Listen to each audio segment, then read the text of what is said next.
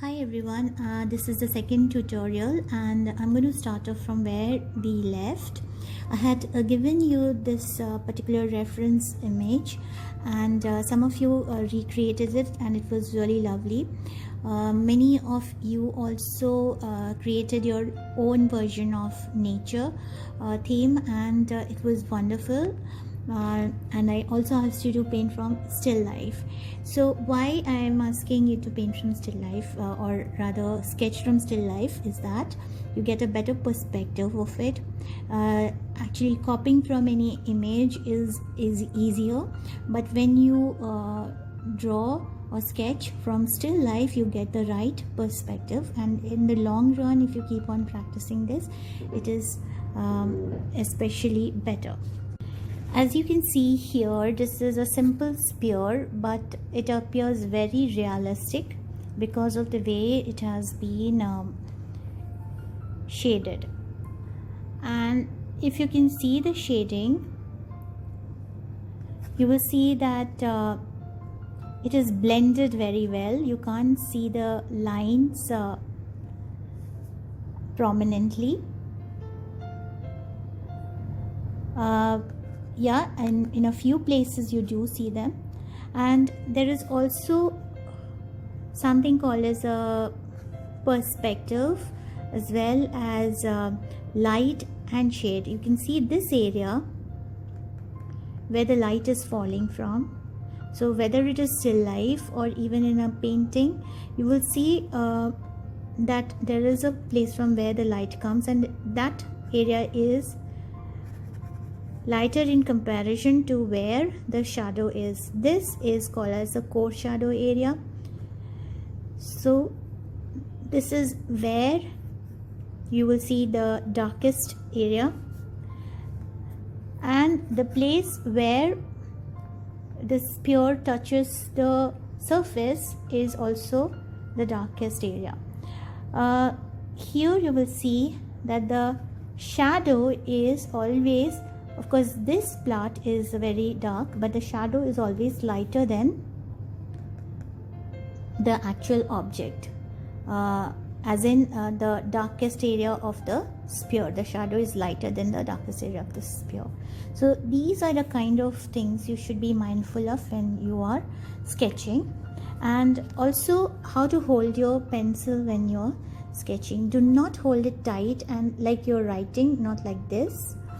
Always try to hold it in a way where your movement is fluid. You can move your pencil and your wrist easily. And one more thing is that you need to keep on practicing about the different kinds of shading. So some of you might do horizontal shading,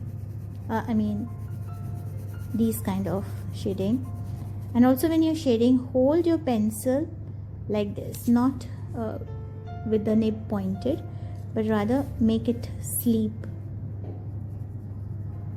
so that you don't get any lines in between. They are more or less blended. And here you can see that I'm starting, it's always easier to start from the darkest and then control your hold over the pencil or the brush. In this matter we are talking about the pencil, and you can go lighter when you loosen the hold over the pencil.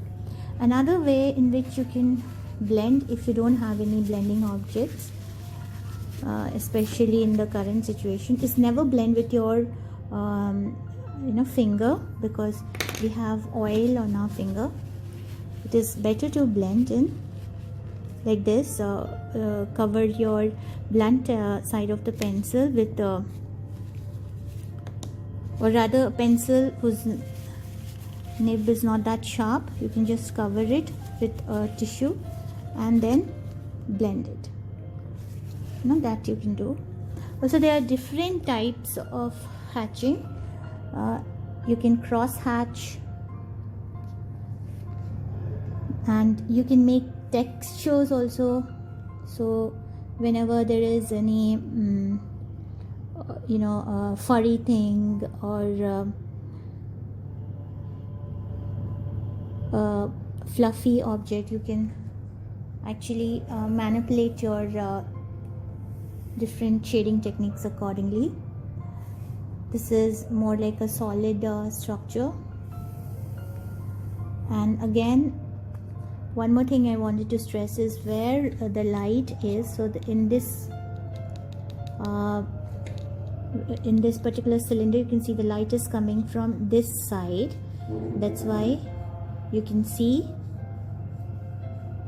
the difference between this area and this, and wherever the dark area is, that is from where you can find the shadow falling. So all these kind of perspectives also come when you are drawing from still life rather than when you are just copying a picture. So shading will add texture and dimension to your painting and also your artwork, and also depth to it. For kids, I wanted to show something nice. So as of now, I've been showing you making artwork with just simple pencil. You can go with any colored pencil also for that matter, or use a marker pen and draw any random sketch you want to do. And how you can make it pop up and highlight it is that you can probably do some shading with another color like this here, so that really makes it pop out. One more thing which is important when we are making any artwork is perspective. Here you can see there is a perception. We create a perception, an illusion rather, of near and far. You can see the tiles, some of the tiles appear very close and some appear as if they are just disappearing in the distance. So you can make it appear like this through your perspective art. Using the 1-point perspective, you can actually illustrate many things, and you can create the interior of various rooms. For example, this simple living room which I have demonstrated here. I guess this is a picture in all of us house during the corona time. You can see there is a near and far view. You can see through the door into the other room on the left side. So you can create just about anything you imagine. You can create your own world using the 1-point perspective, and that is what I will be demonstrating in the part 2 of the 1-point perspective video.